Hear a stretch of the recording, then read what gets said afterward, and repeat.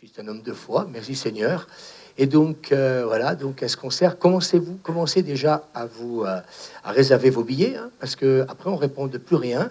Et puis, c'est l'occasion aussi, peut-être aussi financièrement aussi, commencez peut-être un mois à prendre un billet ou deux, vous voyez. Mais voilà, inscrivez-vous. Et hier matin, on a été conduits ensemble, on partageait un peu ce que le Seigneur mettait sur notre cœur.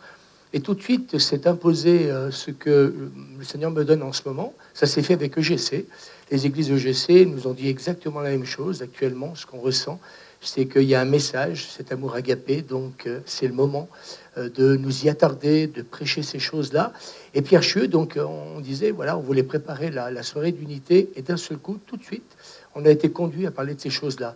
Et Pierre me disait, tu sais, Louis, il y a 50 ans en arrière, il me disait, sans pas remettre les panneaux, là, peut-être deux hommes costauds, on peut les mettre là. Il me disait, il y a 50 ans en arrière, il parlait de son église.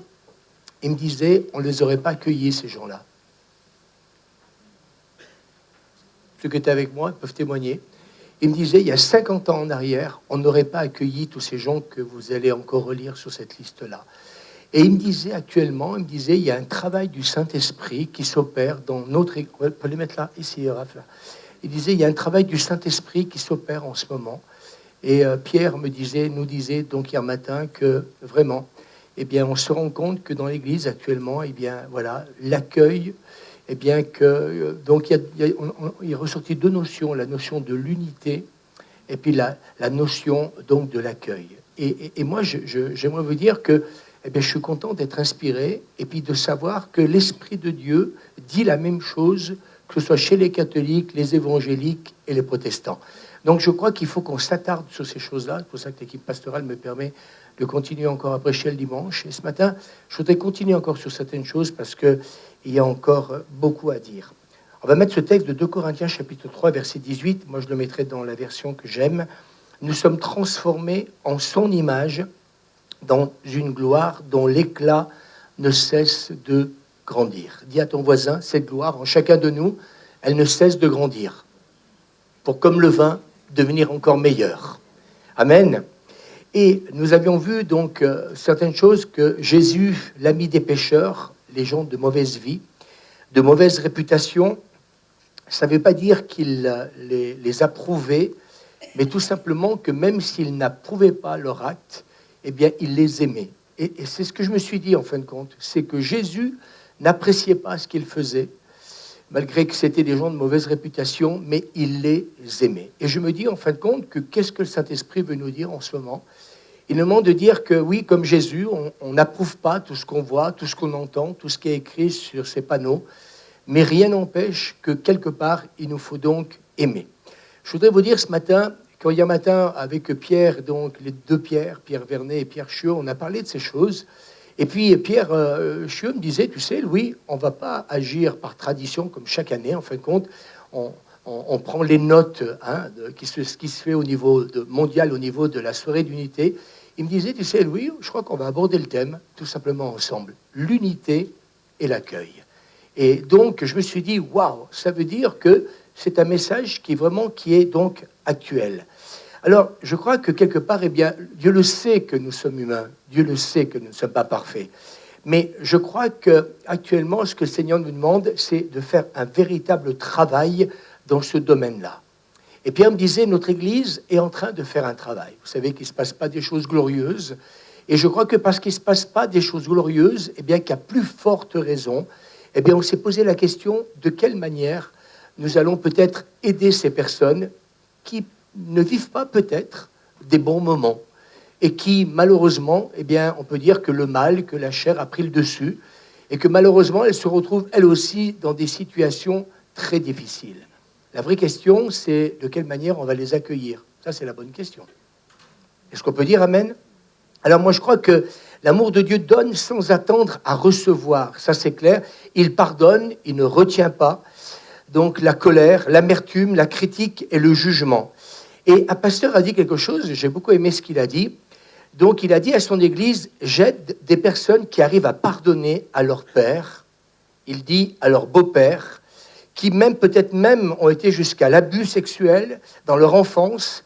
Et il dit, et certains ne pardonneraient pas à leurs frères ou sœurs en Christ, un mot ou une attitude qui ne serait pas forcément toujours positive. Et moi, je suis d'accord avec lui. On fait une montagne, des fois, de pas grand-chose. Et lui, il dit, voilà, on est capable de pardonner à cette liste de personnes, mais parfois, dans les églises, on n'est pas capable de pardonner pour quelque chose qui est insignifiant. Alors, l'apôtre Jean va dire, et j'aime beaucoup ce texte dans 1 Jean chapitre 4, versets 7 à 8, « Mes chers amis », voilà, il s'exprime de cette manière-là, j'ai bien aimé cette version, « Aimons-nous, dis à ton voisin, aimons-nous les uns les autres. Car l'amour, il vient de Dieu. Et celui qui aime est né de Dieu et il connaît Dieu. Celui qui aime est né de Dieu et connaît Dieu. Qui n'aime pas, Jean est clair, l'apôtre Jean est clair, qui n'aime pas n'a pas connu Dieu. L'amour du Père, donc, car Dieu est amour. J'ai beaucoup aimé ce verset. Qui n'aime pas n'a pas connu Dieu, l'amour du Père. On n'a pas connu l'amour du Père quand on n'est pas capable d'aimer, car Dieu est amour. Je crois que tous les jours, comme vous et moi, on entend toujours des gens toujours en train d'accuser Dieu d'être le responsable de tous les maux de la terre. Mais je crois qu'il ne faut pas qu'on oublie qui il est vraiment dans toute sa nature. Il y a quelqu'un qui a dit, vous savez, l'amour philéo, on a dit que c'était un amour humain. Et j'ai beaucoup aimé ce que cet homme dit. Philéo croit qu'il se marie avec une personne parfaite. Dans l'amour agapé, eh bien, le mari croit que la personne avec qui il est marié se transformera jour après jour. C'est différent. Et je crois que c'est ça le véritable amour agapé. C'est-à-dire que cet amour grandit en chacun de nous et nous amène à croire que justement personne n'est parfait, mais que cet amour et cette transformation, elle va se faire jour après jour. Dis-le à ton voisin, ça va l'encourager. C'est pas quelque chose qui se fait comme une fusée.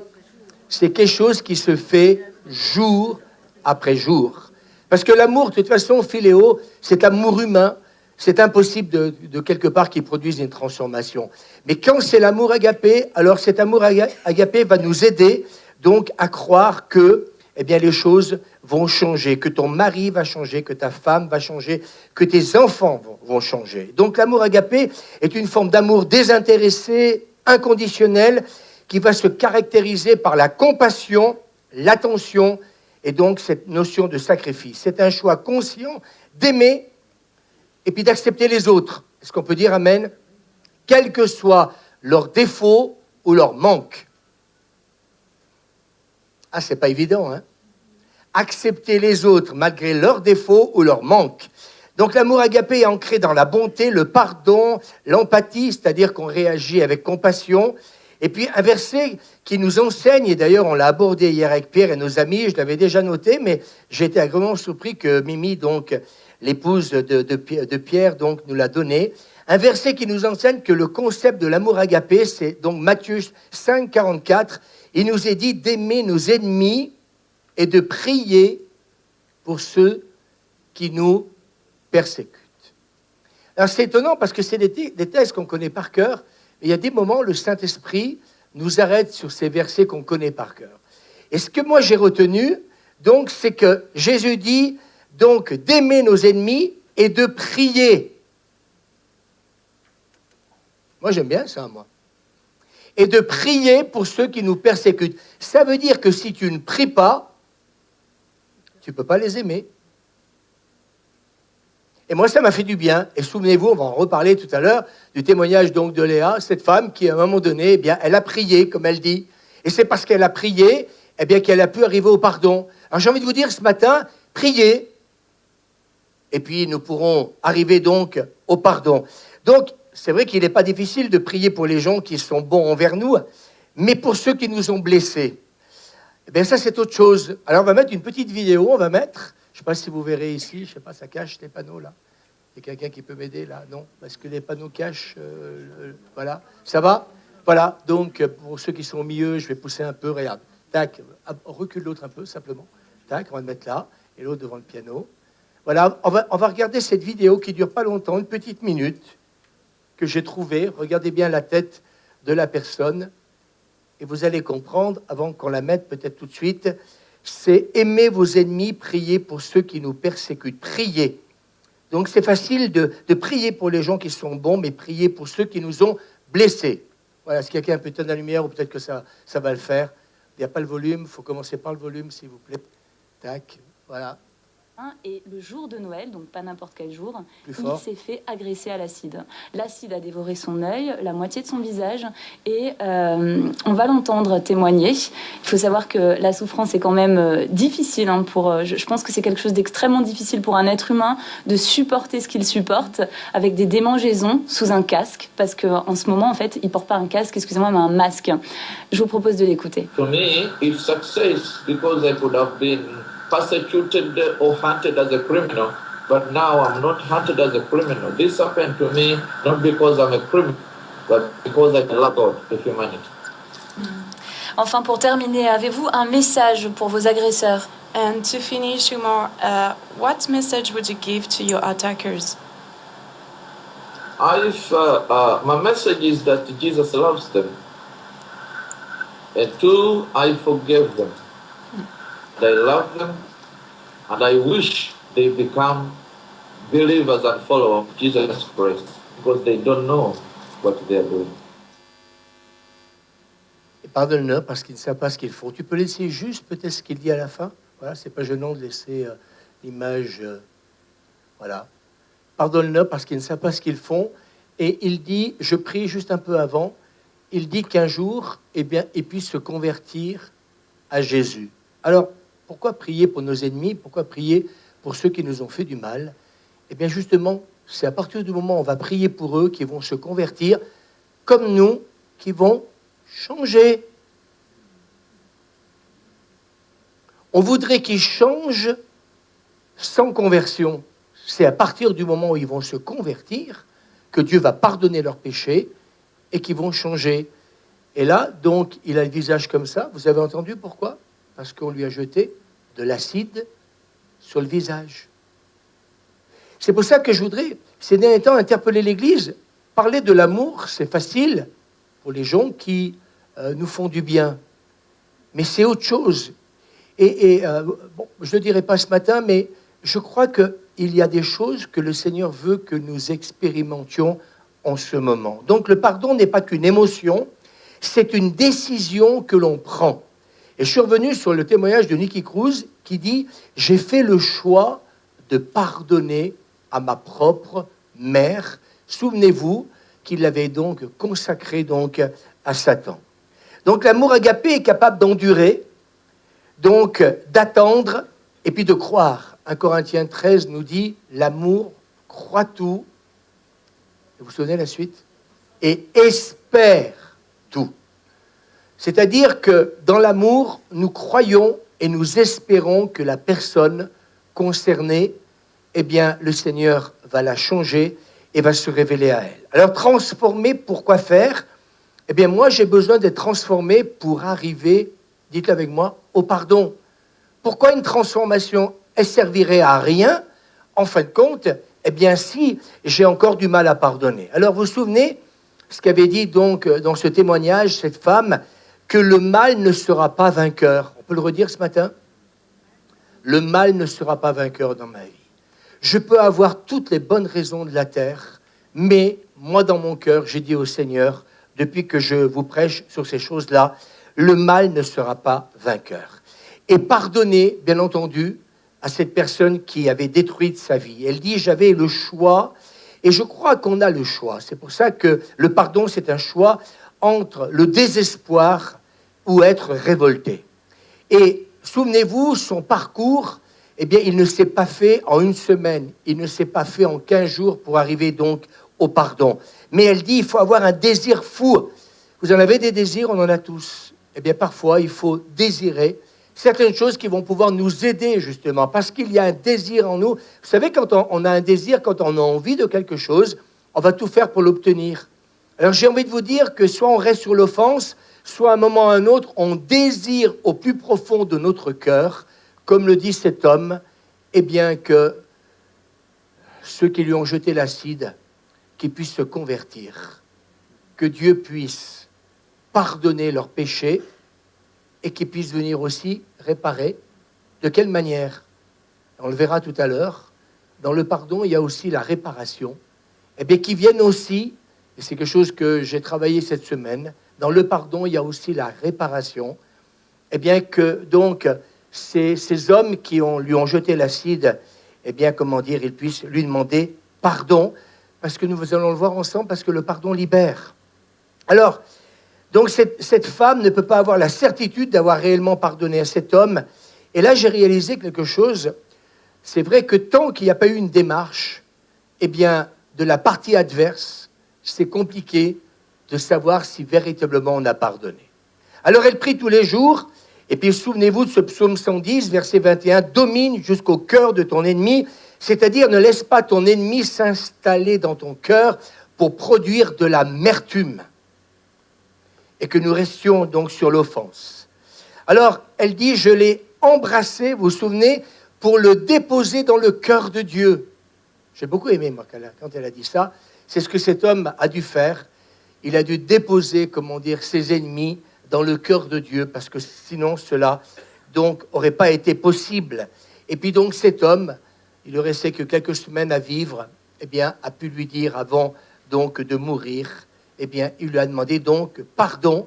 Et c'est à partir de ce moment-là, c'est pour ça que je crois que, et là j'ai réalisé, et on va en parler tout à l'heure, il y a deux phases.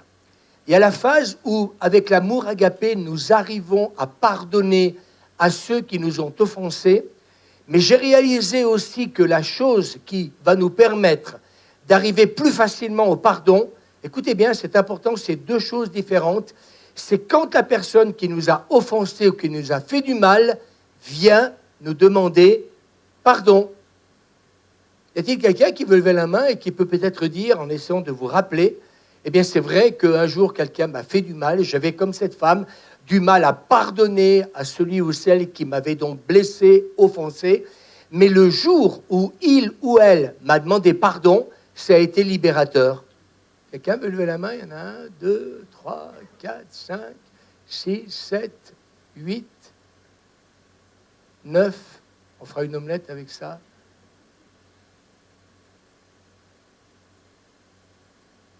C'est libérateur ou pas? Qu'est-ce que vous avez senti? Je n'ai pas entendu. La joie. Est-ce qu'on peut prendre un micro? Je ne sais pas, il y a quelqu'un qui existe dans cette église qui, des fois, peut réagir, ce serait bien. Merci. Moi, j'aimerais entendre. Vous voulez quoi, une prêche ou vous voulez du vécu? Sinon, si c'est des prédications, vous savez, ah, mais moi, je peux pardonner. Non, lui, là, il fallait l'amour agapé. Vous savez, tant que ça ne nous arrive pas, vas-y. J'ai eu la paix dans mon cœur. Quand la personne est venue te demander pardon. Exactement. Voilà. Donc, la paix, c'est venu directement. Merci. Du coup, et j'étais tranquille. Merci. Voilà. Béatrice, on n'a pas entendu dans ce qu'elle a dit. Après, il y a Daniel là-bas au fond. Oui, moi j'ai eu beaucoup de joie, une joie qui vient du Seigneur, qui vient de Dieu. Moi, j'ai eu un poids en moi, comme quelque chose qui partait. Qui partait. C'est important ces témoignages. Voilà, il y a Daniel, il y a Sarah, pardon. Moi, je voudrais dire que pendant 40 ans, j'ai prié pour mon mari et qui nous avait fortement blessés avec les enfants. Et quand il est venu nous demander pardon, chacun individuellement, j'ai senti une libération, une reconnaissance. Et puis aussi, ce qu'il nous a dit, c'est que c'est parce qu'on priait pour lui qu'il donnait sa vie à Jésus. Amen. Amen. Quelqu'un d'autre encore? D'autres avaient levé la main? Voilà.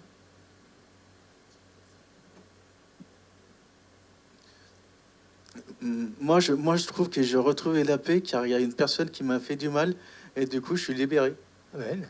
Merci Seigneur. Quelqu'un d'autre encore? Il y a d'autres mains qui sont levées. Voilà, écoutez, c'est quelques témoignages déjà qui sont riches et qui nous permettent de comprendre que, vous voyez, c'est important aussi quand la personne qui nous a blessés, offensés, fait du mal, vient donc nous demander pardon. Et donc, elle a dit aussi quelque chose qui est important. Si moi, je n'y arrive pas, je demande à Dieu de le faire pour moi. J'espère que vous avez réécouté ce message. Si je n'y arrive pas, il y a des moments, on peut comprendre qu'arriver au pardon, c'est humainement impossible. Mais elle dit, je demande à Dieu de le faire pour moi. C'est l'amour de Dieu qui ne discrimine personne à cause de l'apparence, la couleur de peau, même quand il y a un handicap. Alors comment s'appelle une personne qui a du mal à pardonner? Eh bien, c'est une personne rancunière. Elle ne pardonne pas le mal qui lui a été fait. Cela se manifeste par un sentiment d'animosité à l'encontre de la personne qui l'a offensé. Et ça va même au désir de vengeance qui accompagne ce sentiment. Alors, c'est vrai que en tant qu'être humain, on est capable de faire beaucoup de mal aux autres. Et on le voit au travers de ces guerres qu'il y a en ce moment, à titre aussi individuel. On disait l'autre jour, eh bien oui, on peut tuer, un viol, séquestration, mais aussi mensonge, trahison, abus de confiance. Alors, la question que je me suis posée, c'est comment ne pas être, et j'ai employé ce mot, être dévoré par la rancœur. Alors, oui, présenter des excuses, et c'est une discussion que j'ai eue cette semaine au téléphone avec quelqu'un, et j'ai voulu qu'on fasse la différence entre présenter des excuses ou demander pardon. C'est deux choses bien différentes. Je m'excuse de t'avoir bousculé, je m'excuse de t'avoir marché sur les pieds, de m'être énervé, mais j'étais à bout de nerfs, alors je m'excuse. Alors que faire par contre lorsqu'on a véritablement fait du mal à quelqu'un? Que notre comportement n'est pas justifiable, c'est important de le marquer. Alors moi j'ai envie de vous dire que dans ces cas-là, les excuses ne suffisent pas. Quand le tort est volontaire, j'ai bien dit quand il est volontaire et manifeste, les excuses empirent la situation. C'est vrai ou pas? Parce qu'en fait de compte, eh bien, je m'excuse. Mais non, il ne faut pas nier la gravité de l'acte. Elle nous fait croire que nous sommes excusables. Eh bien, moi, je crois que c'est pour cela que nous parlons du pardon. Non pas excuse-moi pour ce que je t'ai dit, pour ce que j'ai fait. Parce que oui, on minimise en fin de compte ce qu'on a dit, ce qu'on a fait. S'excuser pour avoir trahi l'autre, mépriser sa valeur ne suffit pas. Et dans certaines circonstances, la seule chose que l'on puisse faire, et moi je suis d'accord, c'est de demander pardon. C'est cesser de se chercher des excuses. C'est reconnaître que notre comportement était mauvais.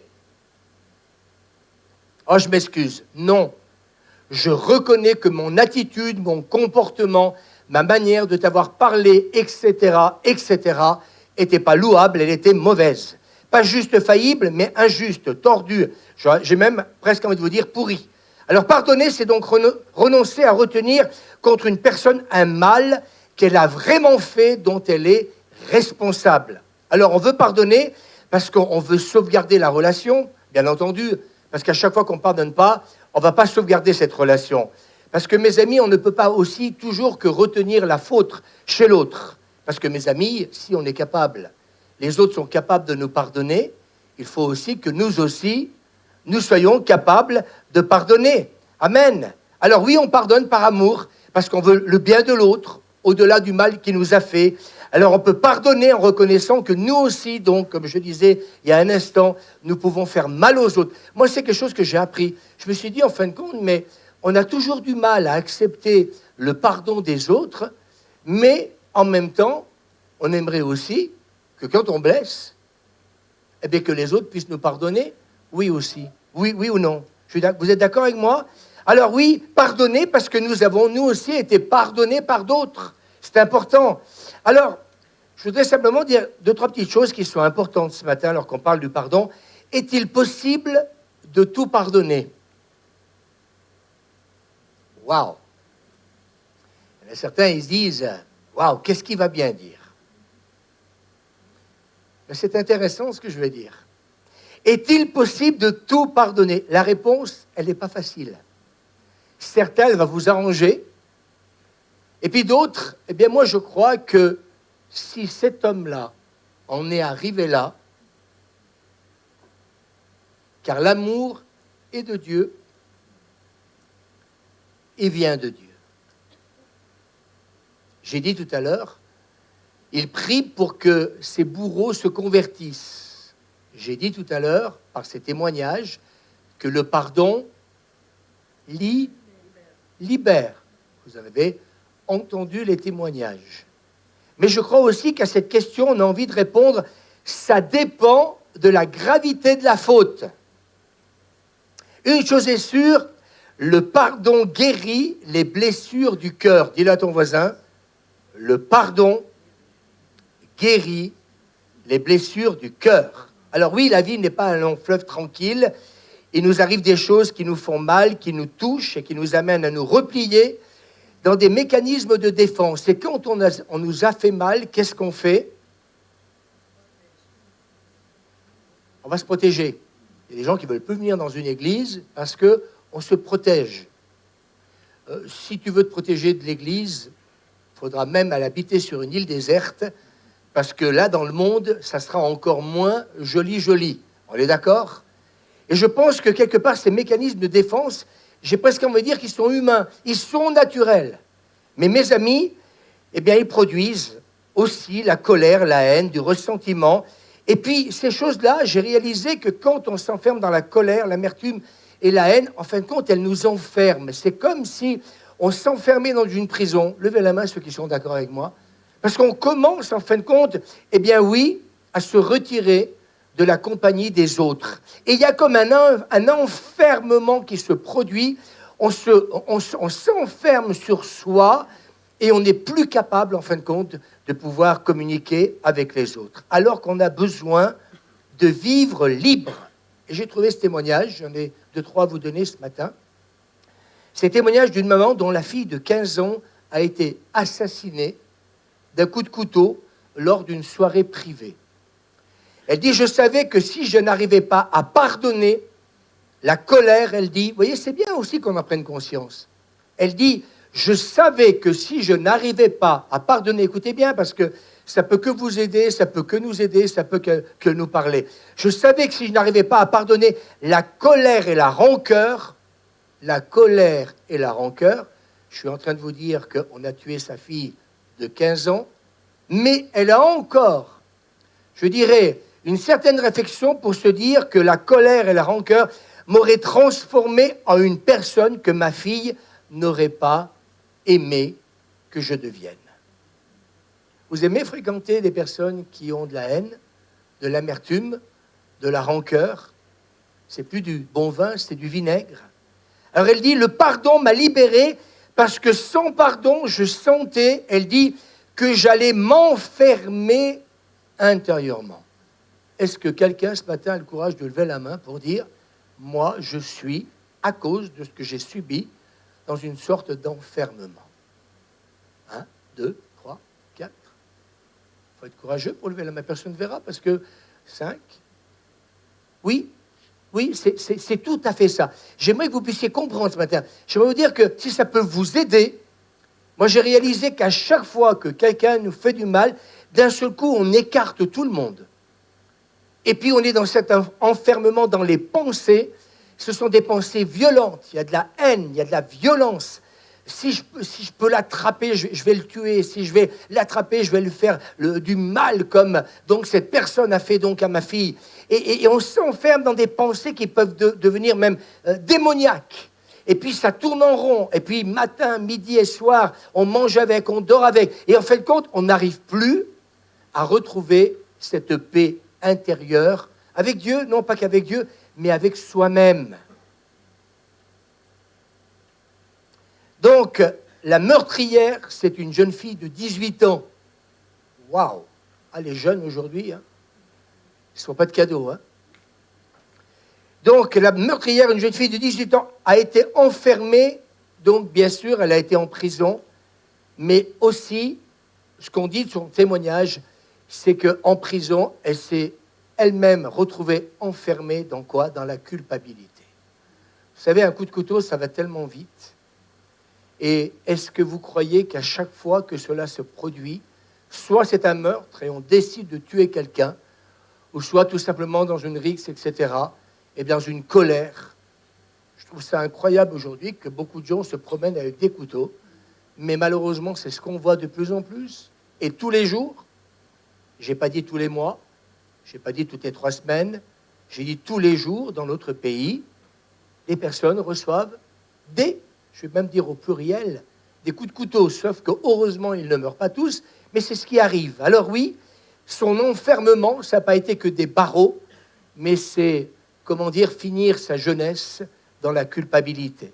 Alors oui, attention de ne pas nous enfermer dans la douleur ou la haine, donc à l'égard donc, de cette jeune fille. Et j'ai trouvé dans le psaume 32, c'est bien qu'on lise la parole de Dieu, « Voici l'homme heureux, Dieu enlève sa faute, il pardonne son péché. Avant, je ne reconnaissais pas mes torts, je me plaignais toute la journée et mes forces s'en allaient. Mais je t'ai fait connaître mon péché, je n'ai pas caché ma faute, j'ai dit, j'avouerai mes fautes au Seigneur, et toi, tu as enlevé le poids de mon péché. » Je crois que la confession, c'est toujours pour celui qui a offensé, pour quelqu'un qui a détruit la vie d'une autre personne, est toujours louable. Et le psalmiste dit, et toi, tu as enlevé le poids, oui, le poids de mon péché. Alors, un des principaux obstacles au pardon est très certainement une mauvaise compréhension du pardon. Moi, je le crois, et en y travaillant cette semaine, je voulais aller plus loin par rapport à tous ces témoignages. Alors, souvent, on a du mal à pardonner parce qu'on se dit que pardonner serait cautionner le mal.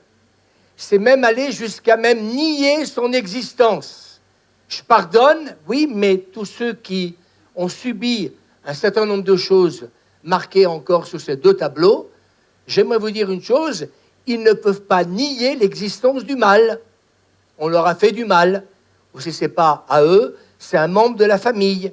Et je crois que ça me paraît important de le dire. Alors, pardonner à quelqu'un qui ne demande pas pardon et qui ne montre aucun remords, quelqu'un a dit, ce serait lui faire un cadeau qui va le renforcer dans ses mauvaises actions. Intéressant, hein? C'est pas moi qui dis ça, c'est plusieurs pasteurs qui disent ça. Et moi, je suis un peu d'accord avec eux. Nier l'existence du mal, eh bien, je pense que c'est impossible. Il existe.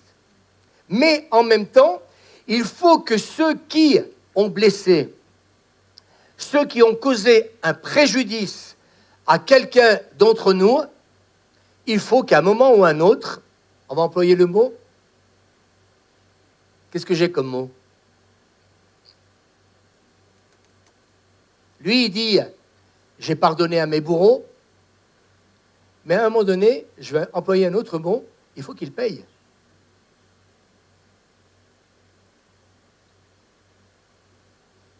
Et je m'explique.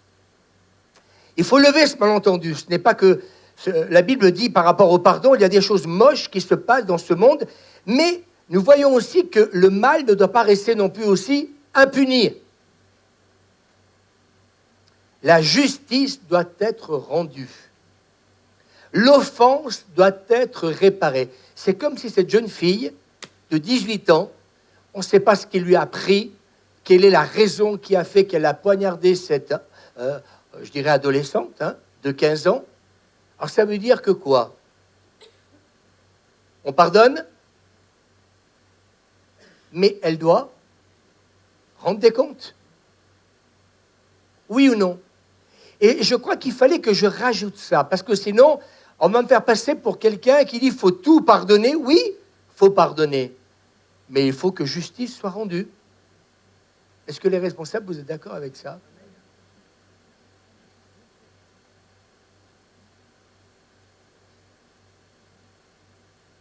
L'offense doit être réparée. Et jamais il est dit qu'il fallait donner son pardon à celui qui ne demande pas pardon, mais parlons malgré tout du pardon du cœur. On se libère de ce qui peut nous emprisonner. C'est pour ça que je crois qu'à un moment donné, il faut que justice soit rendue. Il faut que quelqu'un qui a ôté la vie, quelqu'un qui a commis ces choses-là, eh bien la réparation doit se faire par la prison, parce que sinon, ça serait tout accepter, dire amen à tout. Mais il y a une chose à laquelle moi, j'ai encore continué à demander au Saint-Esprit de m'aider dans ce travail intérieur, c'est dire, Seigneur, ok, il faut qu'il y ait réparation, il faut que la personne aille en prison. Et pour un juge, ça va être terrible de condamner un homme si il est marié, qu'il a 5-6 enfants. Vous croyez qu'il fait du sentiment? Il ne fait pas de sentiment. Il va envoyer cette personne en prison. Après, la question, c'est de quelle manière, eh bien, je vais réagir. Et moi, je crois qu'il faut que le pardon, il commence de l'intérieur. Et pour reprendre l'histoire de cette maman, elle commence par le pardon. Ça ne veut pas dire qu'elle va dire non, ne mettez pas cette jeune fille en prison. Oui, elle va aller en prison.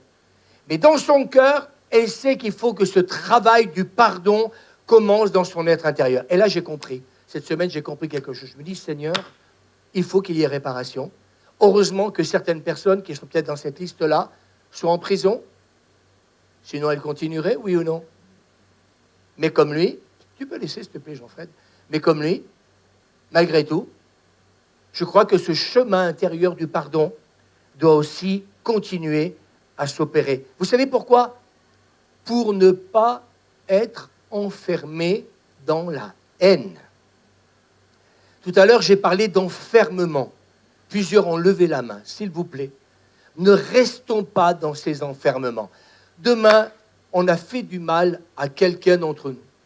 La personne se retrouve en prison. C'est normal qu'elle se retrouve en prison. Faites-moi pas dire ce que je n'ai pas voulu dire. C'est normal qu'elle aille en prison. Mais est-ce que vous croyez qu'on n'a pas besoin de demander au Saint-Esprit de nous aider pour faire un travail intérieur? Et là, cet homme-là, qu'est-ce qu'il dit? Parce qu'ils ne savent pas ce qu'ils font.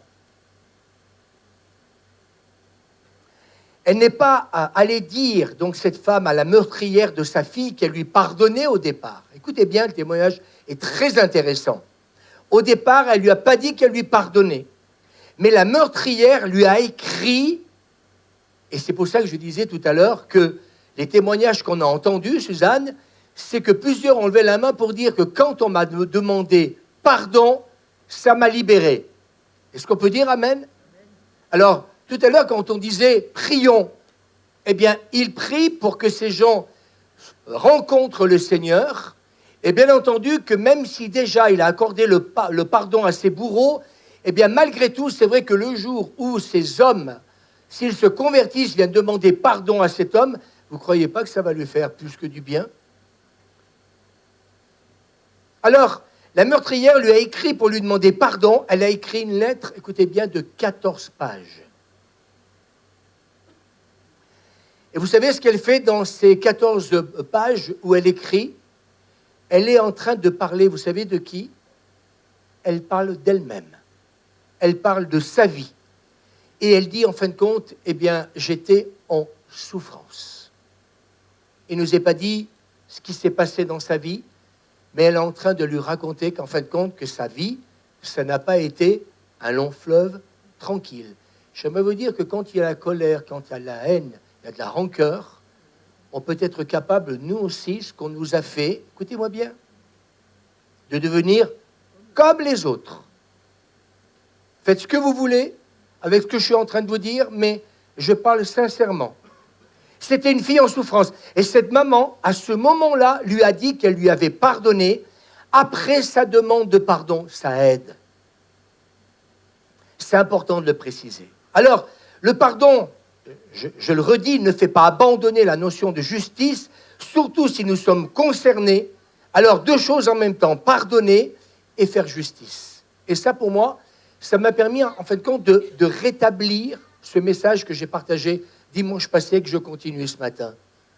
Deux choses en même temps, pardonner et faire justice. Il faut aussi qu'il y ait réparation. Et je pense aussi que la personne qui, je l'espère de tout mon cœur, qui ira en prison, prendra le temps de quoi? De bien réfléchir à tout ce qu'elle a fait. Je vais donner ce témoignage que j'avais lu il y a des années en arrière, un homme qui avait tué plusieurs personnes. Et en fin de compte, eh bien, il dit, il se convertit à Jésus dans la prison. Merci Seigneur pour tous les aumôniers. Est-ce qu'on peut dire amen? Qu'ils font un travail extraordinaire. Ah oui, mais ils vont aller voir celui qui t'a volé ta poule. Non, non. Ils vont aller voir des meurtriers. Et donc, il dit, cet homme, dans ma prison, on m'a annoncé l'évangile, je me suis converti. Vous savez ce qu'il dit? Il dit, j'ai tué beaucoup de personnes. Il dit, je sais très très bien que, en fin de compte, ces familles me pardonneront jamais d'avoir ôté la vie à un être cher. Mais il dit, il y a une chose que je sais, c'est que Dieu m'a pardonné.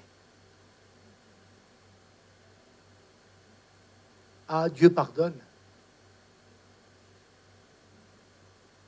Moi, j'ai envie, vous savez ce que j'ai envie? Je vais le partager. J'ai envie de faire encore un petit bout de chemin avec mon Dieu. Vous n'avez pas envie de faire... c'est Angelina. Elle est en train de demander pardon au Seigneur du fait d'avoir faim. Ça va, Alexis? Bonjour. Voilà, on a des jeunes couples. Des fois, on parle de l'Église comme s'il y avait des personnes âgées. Il y a des jeunes, il y a tous les âges. C'est peut-être la richesse de notre Église. Il y a des églises, il n'y a que des jeunes. Notre Église, il y a d'autres. Puis nous, c'est... Voilà. Alors, soyez les bienvenus. Puis bientôt, on aura l'occasion d'accueillir aussi Léandro et puis Angélique aussi, avec leur petite qui va de mieux en mieux. Elle fait 1,5 kg, elle fait. De 1,75 kg, elle est passée à 1,5 kg. Je pense que Christina a dû descendre à Marseille pour aller la voir. Alors que Seigneur bénisse cette famille. Alors, deux choses en même temps, pardonner et faire justice. C'est vrai que si par exemple, j'ai donné cet exemple-là, des parents pardonnent à quelqu'un qui aurait fait subir des sévices à leur enfant, cela n'empêche pas la justice de faire subir une juste condamnation au criminel. Oui, la justice doit faire son travail, protéger la société. Ça, c'est le travail de la justice. Et heureusement qu'elle est là. Mais quand il y a aussi une véritable repentance, c'est normal qu'il y ait un travail vis-à-vis du pardon. Et il y a ce texte qui m'a beaucoup parlé dans Luc, chapitre 23, verset 39, l'un des malfaiteurs, bandits, criminels, j'ai repris un peu toutes les versions pour vous dire que ce n'était pas simplement des saints.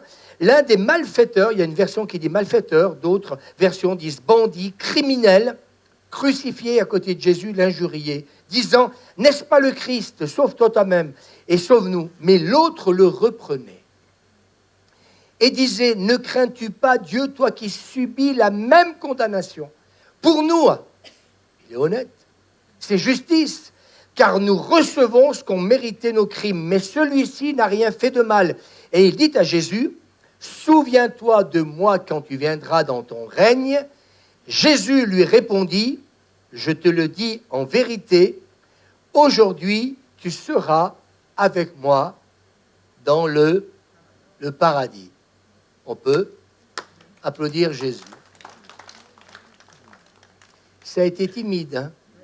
Mais vous avez raison d'avoir été timide, parce que c'était un malfaiteur, parce que c'était un bandit, parce que c'était un criminel. Il est question de ça quand vous lisez ce texte-là.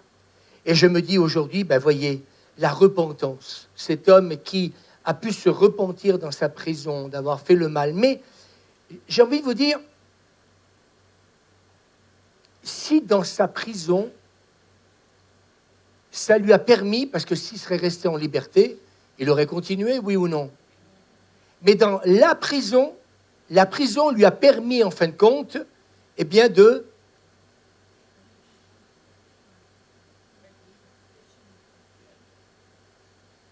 L'aumônier arrive, il lui annonce Jésus, et qu'est-ce que fait cet homme?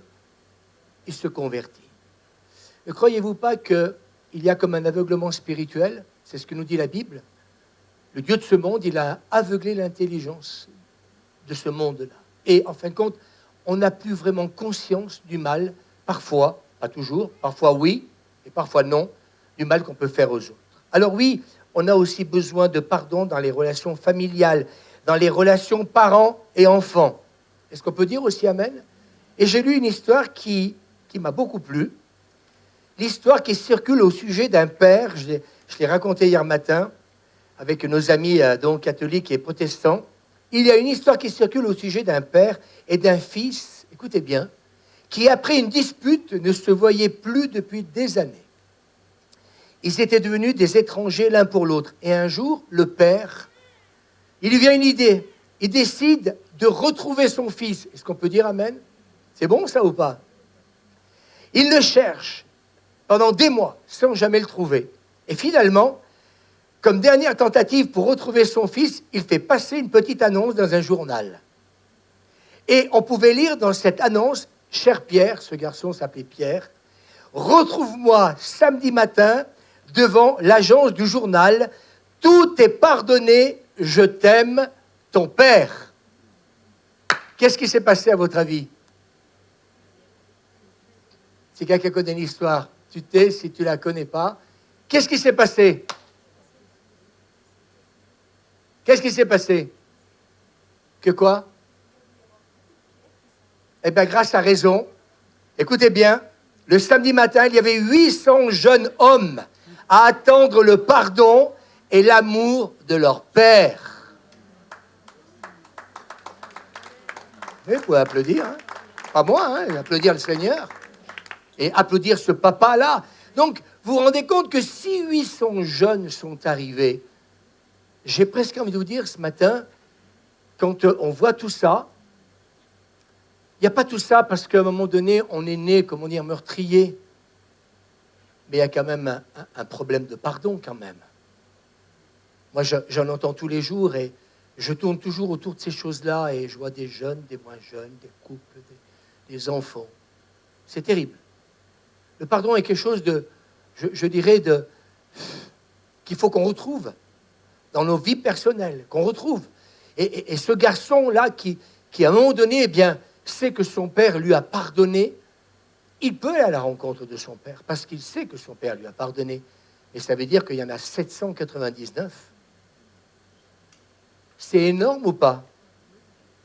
Alors oui, cette histoire illustre notre besoin de pardon, même dans les familles. Et j'ai voulu un peu relire un peu ce témoignage de Corrie ten Boom, que vous connaissez, qui a perdu toute sa famille dans un camp de concentration et qui, lors d'une conférence chrétienne qu'elle donne sur le pardon à Munich en 1947, et c'est là que je me suis dit, Seigneur, on est capable de prêcher de belles choses. On est capable, hein, Suzanne, de parler du pardon. Elle est donc dans cette conférence pour parler du pardon.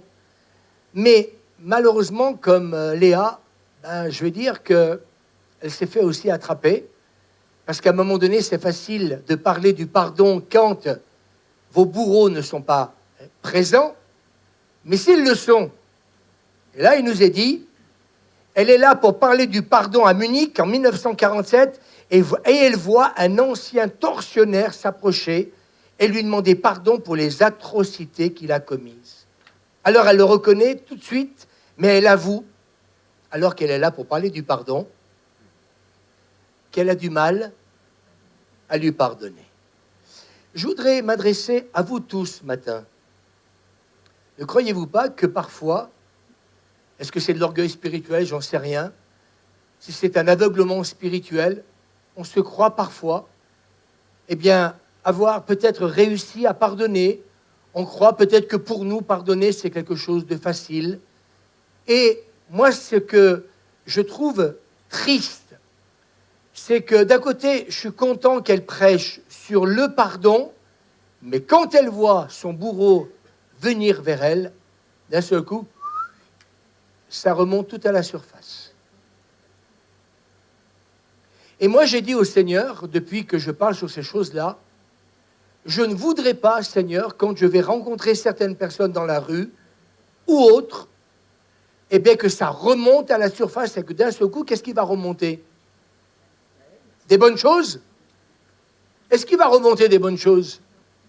C'est les mauvaises qui vont remonter. Et si ces mauvaises-là, on ne les a pas, comment dire, par la grâce de Dieu, réglées, j'aimerais vous dire une chose, qu'elle avait tous les droits de dire à ce tortionnaire, il n'est pas question que je te pardonne, il n'est pas question.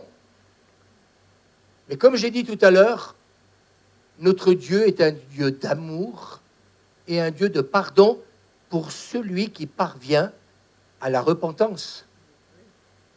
On n'ira pas tous au paradis. Vous pouvez chanter la chanson, mais on n'ira pas tous au paradis. Vous savez pourquoi? Tout à l'heure, j'ai parlé de la justice, parce que Dieu est juste. Par tes paroles, tu seras justifié, par tes paroles, tu seras condamné. Et je crois que quelque part, eh bien, moi, je m'en remets toujours à la justice de Dieu. Elle le reconnaît tout de suite, mais elle avoue qu'elle a du mal à lui pardonner, mais elle prie. Et ça, c'est la bonne réaction qu'elle va avoir. Mais elle prie, Seigneur, donne-moi l'amour. Et elle avance, sa main froidement, et tout à coup, écoutez bien ce qui va se passer, et il n'y a que Dieu qui peut faire ça. J'ai beaucoup aimé ce témoignage. Je ne le connaissais pas, je l'ai découvert. parce que ça prend du temps pour préparer un message, c'est bien aussi qu'on puisse l'alimenter par des exemples. Elle dit, alors que j'avance ma main froidement et que, quelque part, eh bien, elle prend conscience que, eh bien, elle lui a pas vraiment pardonné, elle prie, et c'est vraiment, comme je disais tout à l'heure, prier pour nos ennemis. Seigneur, donne-moi l'amour. Elle avance sa main froidement et tout à coup, elle dit, elle ressent comme une chaleur qui gagne sa main et son bras jusqu'à son cou. Ce qui lui semblait impossible une minute avant devenait possible. Elle lui dit, je te pardonne, mon frère, de tout mon cœur.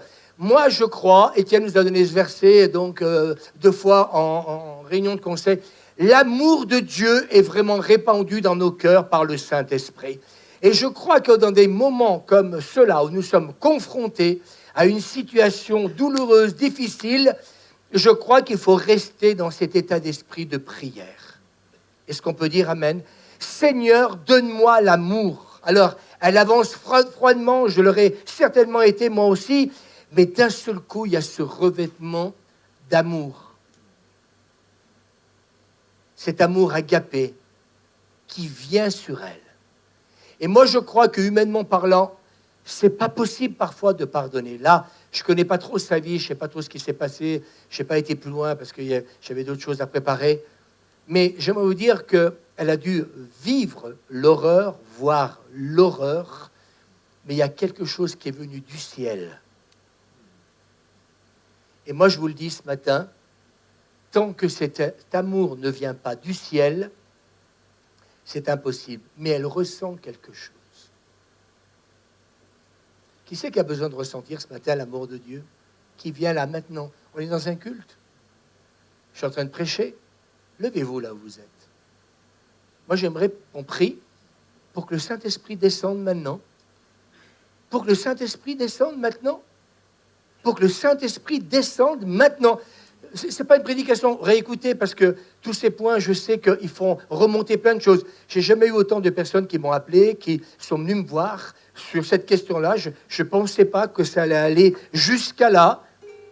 Mais la preuve, dimanche passé, tous ceux qui ont écouté, et je pense que cette semaine encore, on va battre encore les records, peut-être encore plus, parce que je crois qu'on est concerné par ces choses. Et moi, ce qui m'a touché, et c'est là que je me suis dit, Seigneur, le miracle, c'est pas dire, allez, Suzanne, hein, il faut que tu décides de pardonner. Hein, et puis les pasteurs, allez, il faut pardonner hein, à ton prochain. Aime ton prochain comme toi-même. C'est tellement facile à dire. Mais là, elle reconnaît dans son cœur. Dès qu'elle le voit, ça remonte tout. Elle reconnaît. C'est toujours important de reconnaître qu'on a du mal à pardonner. Elle prie, Seigneur, donne-moi de l'amour, donne-moi de l'amour. Priez, priez en ce moment, vous qui vous êtes levés. Seigneur, donne-moi de l'amour. Fermez vos yeux. Donne-moi de l'amour, Seigneur. C'est pas dire au pasteur, prie pour moi. Non, non, non. Je ne vais pas prier pour moi. Seigneur, donne-moi de l'amour. Donne-moi l'amour agapé. Et puis, d'un seul coup, elle ressent comme une chaleur qui gagne sa main et son bras jusqu'à son cœur. Ce qui lui semblait impossible, ce qui était impossible ce matin, va devenir possible. Saint-Esprit, je te prie vraiment pour que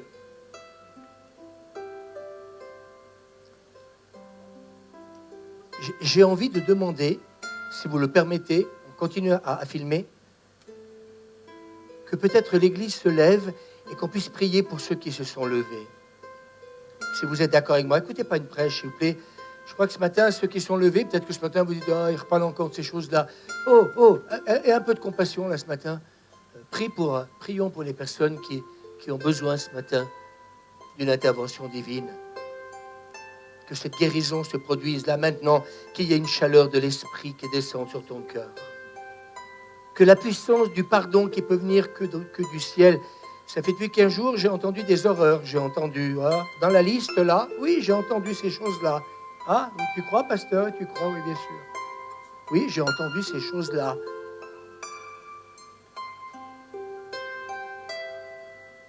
C'est pour ça que l'équipe pastorale m'a dit, Louis, continue. Vous savez pourquoi? Parce que le réveil arrive et qu'il va falloir qu'on accueille et qu'on puisse comprendre la dimension du pardon dans toute sa force. Oui, justice. Et quelqu'un est en train de crier, justice. Oui, tu as raison, justice soit rendue.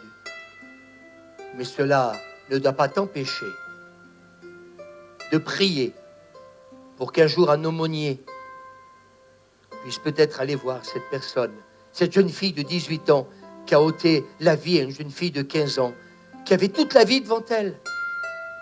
Elle ne pourra jamais se marier, jamais avoir d'enfants, jamais réjouir son père et sa mère, ses grands-parents. La vie lui a été ôtée. Mais est-ce qu'on pourrait peut-être davantage se focaliser, peut-être et prier pour la repentance, comme ce brigand? Aujourd'hui, tu seras avec moi dans le paradis. Et j'aimerais vous dire que quand Jésus dit ça, il n'est pas en train de manger avec les gens de mauvaise réputation. Il est cloué sur une croix, accusé injustement. Et la puissance de l'amour va triompher du jugement. Peut-être que ce matin, toi qui t'es levé, oui, demande au Saint-Esprit de venir sur toi. Et peut-être dis au Seigneur que ton amour descende dans mon cœur pour qu'il triomphe du jugement, de la haine, de la rancœur, de l'amertume. Cet esprit de vengeance qui m'anime, vengeance, comme on disait un jour avec des amis. Seigneur, s'il te plaît, agis en ce moment, là, maintenant, pour toutes celles et ceux qui se sont levés. Ce qui lui semblait impossible une minute avant devenait possible. Elle lui dit, je te pardonne, mon frère, de tout mon cœur. Parce que l'amour du Père est descendu pour effacer la douleur. Et que tu saches que Dieu n'a jamais voulu toutes ces choses horribles, terribles. Jamais. Mais comprends ce matin que la nature de l'homme et de la femme sans Dieu peut nous amener à devenir des tueurs, des prédateurs. Sans l'amour de Dieu, l'humanité est perdue. Et ce qui nous sauve, c'est cette grâce. Alors oui, peut-être que ce matin tu dis, oui, mais cette personne est en prison, justice a été faite. Oui, mais un Dieu qui envoie un aumônier pour être pardonné, c'est au-dessus de moi. Comment veux-tu finir ta vie? En faisant la paix avec toi-même et en permettant à Dieu de sauver et de pardonner celui qui se repent. Vous m'entendez? Sur les deux brigands, il y en a un qui s'est repenti, l'autre non.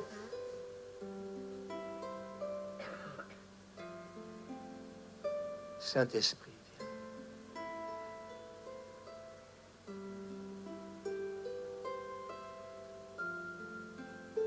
Je prends le temps parce que c'est important, même peut-être les internautes aussi. Voilà, laissez le Saint-Esprit aussi là où vous êtes chez vous. Laissez-vous toucher.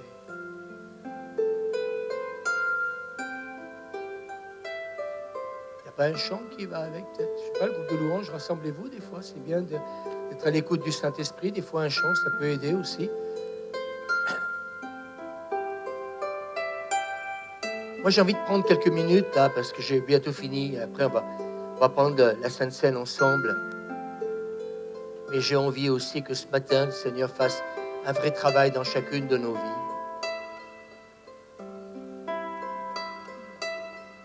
Seigneur, interviens. Vous pouvez vous asseoir. Restons les yeux fermés, s'il vous plaît.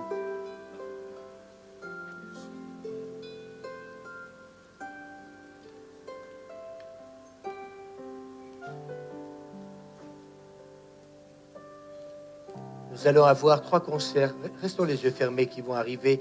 On va rencontrer beaucoup de monde. Pierre Chieux me disait, ça va être plein, Louis, avec le collectif.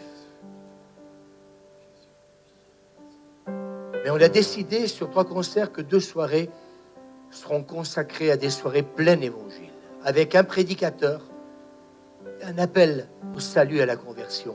Cette église, elle va grandir. Et par la grâce de Dieu, ces 2 concerts se font ici avec donc les églises de la Grande Chartreuse qui ont accepté qu'on le fasse ici et pas ailleurs. Alors vous allez me dire, oui, alléluia, gloire à Dieu. Ah, il va y avoir du monde, il va y avoir des conversions. Mais je voudrais encore vous redire ce matin, mais n'oubliez pas cette liste.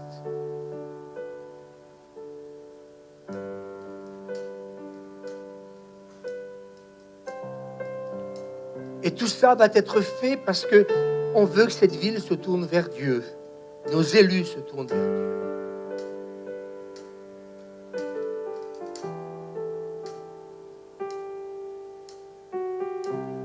Il n'y a pas des paroles de chant.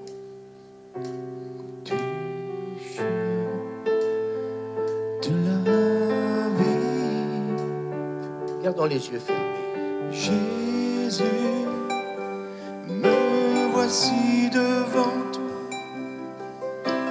Si quelqu'un veut se relever, il peut encore le faire aussi. Pas toute église, celui qui ressent le besoin de se lever au travers de ce chant.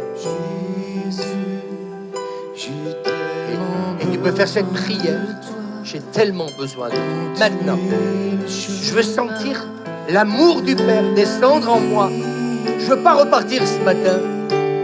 On a écouté mon pasteur et dire encore ce matin, je reste sur ma position de non-pardon. Et par la foi ce matin, j'ai dit par la foi, permets à Dieu de faire ce travail. Permets-lui ce matin de commencer à produire ce pardon dans ton cœur. Décide-le. Moi, si j'étais toi, je le déciderais. C'est un choix personnel. C'est dur, il y a cette dualité, il y a ce combat qui est là à l'intérieur. Mais c'est normal qu'il y ait un combat. Tu sais pourquoi? Parce que tu as été blessé, parce qu'on t'a blessé, parce qu'on a blessé. Et ne retiens pas ces choses.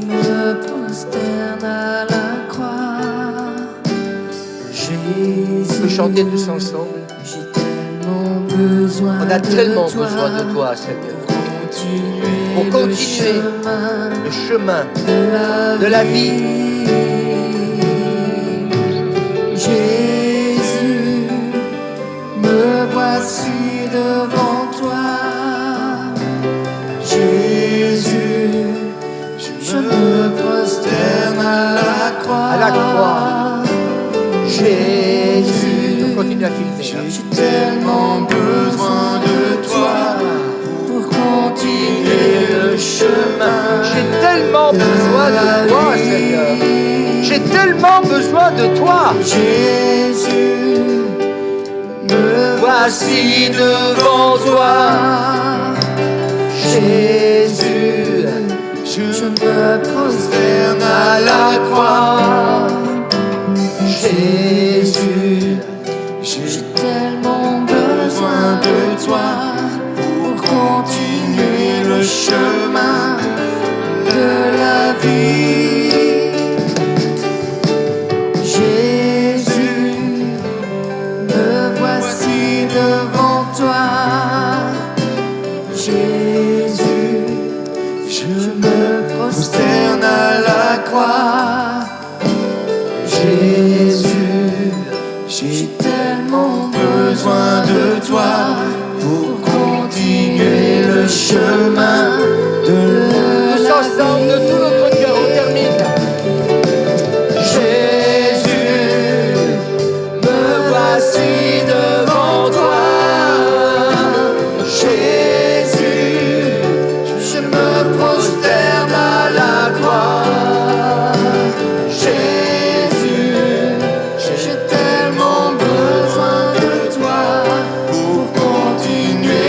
Chemin de la vie.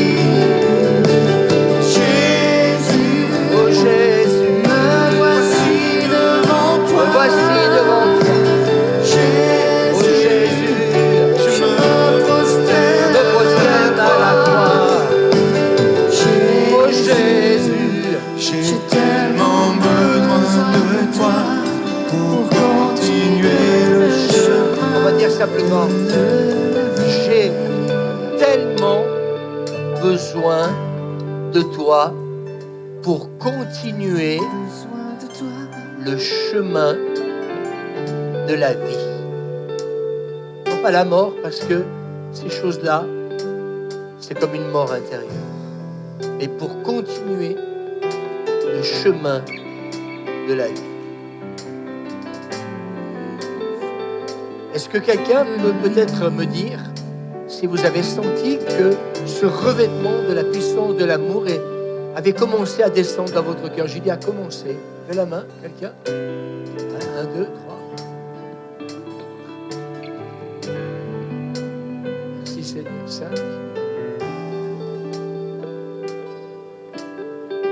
On va le terminer encore une fois. On reprend. Le chemin de la vie. Oh, alléluia.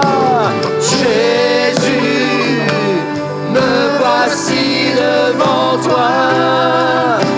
Jésus, je me prosterne à la croix.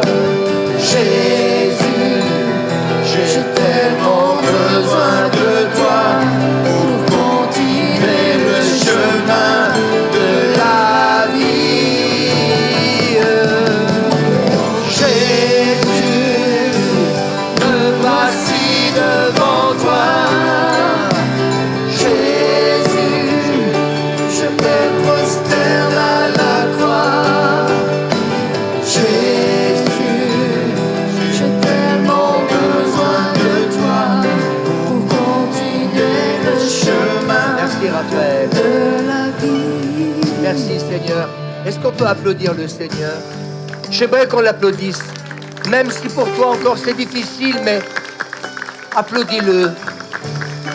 Et dis-lui, Seigneur, ce matin je suis dans ton église et je crois que par ta présence, même si tout n'est pas gagné, mais dis-le avec moi, quelque chose a été semé dans mon cœur. C'est peut-être pas encore un chêne, mais ça va le devenir. Alléluia. Et tu vas pouvoir vivre libre, libre, libre. J'ai tellement besoin de toi pour continuer. Levez-vous et rechantons-le de tout notre cœur. Alléluia. Merci Jésus. Jésus, j'ai tellement besoin de toi pour continuer le chemin de la vie. Jésus, oh Jésus, me voici devant toi. Jésus, je me prosterne à la croix. Jésus, j'ai tellement besoin de toi pour continuer le chemin de la vie. Jésus, me voici devant toi. Jésus, je me prosterne à la croix. Jésus, j'ai tellement besoin de toi pour continuer le chemin. Pour continuer, dis-le avec moi. Simplement, on va dire pour continuer. Pour continuer. Pour continuer. Je ne veux pas finir ma vie dans l'amertume. Je ne veux pas finir ma vie. Peut-être qu'il y a, dans cette photo qu'on a vue tout à l'heure, peut-être que, oui, il faut que quelqu'un commence à prier pour ces gens qui ont jeté l'acide. Il faut que quelqu'un commence à prier pour eux. Oh, sinon, c'est l'enfer éternel. Écoutez bien, c'est l'enfer éternel pour eux. Alors que ce soit celui qui a subi, tout doucement, si c'est celui qui a subi, ou des chrétiens dans une église qui vont prier pour qu'ils trouvent le chemin de la vie. Ils ne savent pas ce qu'ils font. Asseyez-vous. Merci le groupe de louanges. C'était vraiment le chant qu'il fallait chanter. Merci. Alors que nous étions en train là, est-ce que je peux m'adresser à toute église? Et je voudrais, avant de terminer, qu'on prenne la Sainte Seine, je voudrais demander à plusieurs d'être courageux dans ce que je vais faire. Quelqu'un veut me dire, je suis courageux. La personne dit, je suis courageux. Ne vous inquiétez pas, je ne vais pas vous demander de m'embrasser sur le front. Je ne suis pas maquillé ce matin. Mais j'ai reçu une parole. Dieu me donne des paroles de connaissance dans les entretiens, on se rend de plus en plus. J'ai dit à l'équipe hier matin, la réunion de prière qu'on a eue, magnifique, je vais commencer dans quelques semaines, je vais commencer à prêcher sur la puissance de la guérison et du miracle, et de l'autorité et de la puissance. Et je sais que Dieu m'a donné tout ça, et je sais que c'est en prêchant qu'on va rentrer dans cette ère-là. Mais avant, il faut qu'on rentre dans la dimension de ce que je suis en train de prêcher. Et Pierre Chieux nous disait, il se passe quelque chose dans nos églises en ce moment. Il disait dernièrement, ils ont fait un rassemblement dans une église catholique. Il disait, oh, ils attendaient quelques personnes. L'église était comble. Il nous disait, on ne sait pas ce qui s'est passé, mais les gens de tout âge, même la jeunesse, il est en train de se passer quelque chose. Je discute avec EGC me dit, Louis, ce que tu as reçu, c'est de Dieu. Nous sommes d'accord avec toi. Je discute avec eux hier, ils me disent, Louis, Pierre me dit, entièrement d'accord avec toi. Il y a 50 ans, j'aurais été incapable de pardonner aujourd'hui. Nous sommes en train d'accueillir tous ces gens-là. Mais ce matin, j'ai parlé d'un Pierre qui avait besoin d'un père. Et je pense qu'il y a quelques personnes qui doivent se lever, venir me rejoindre. Je demanderai à 2-3 pères de venir me rejoindre, mais qui ont besoin tout simplement qu'on les prenne dans les bras et de leur dire qu'on vous aime. Ça peut être aussi une fille. Ça peut être avec sa mère. Et là, j'ai dit tout à l'heure, il faut être courageux. Alors, on prend quelques secondes. Il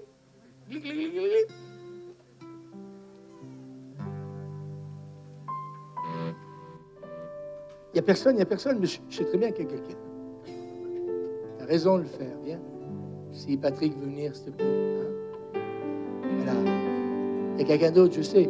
Quand Dieu me parle, vous savez, c'est rare que je me trompe. Ça peut arriver, mais là, je sais. Je me prends dans les bras. Le père de substitution. Suzanne, il y a quelqu'un qui arrive, une femme qui arrive. Si tu peux te lever, s'il te plaît. Je prends juste quelques minutes. Si vous ne voulez pas te filmer, vous restez là-bas sur le côté. Ou sinon, ceux qui ne sont pas gênés, on n'arrête pas la prédication, je voudrais dire un dernier mot. Voilà, s'il y a des femmes qui arrivent, ben voilà, l'équipe pastorale, voilà, intervenez. Voilà, si les femmes peuvent se lever. Voilà, merci. Voilà, Maxime, un homme, les responsables, il ne faut pas rester attaché à votre... Voilà. Il y en a d'autres encore. Venez. Si le Saint-Esprit me l'a donné, c'est parce que vous ne pouvez pas repartir comme vous êtes venus. C'est-à-dire, il y a une femme qui arrive, il y a Véronique qui arrive. J'ai dit, il fallait être courageux. Ah bien, Josette, tu as raison. Aline aussi, tu as besoin, viens. Voilà, s'il y a encore des femmes, peut-être des équipes de prière veulent se lever, bien nous rejoindre. Voilà, merci Marie-Hélène de le faire. Merci Jésus. Vous êtes surpris qu'il se passe ce qui se passe depuis ce matin? Plein de gens répondent à l'appel. C'est parce que c'est de Dieu le message. Il faut écouter ce que je suis en train de vous dire. Les églises parlent de ça en ce moment, parce que le réveil arrive et qu'il va falloir accueillir toutes ces personnes que le monde rejette.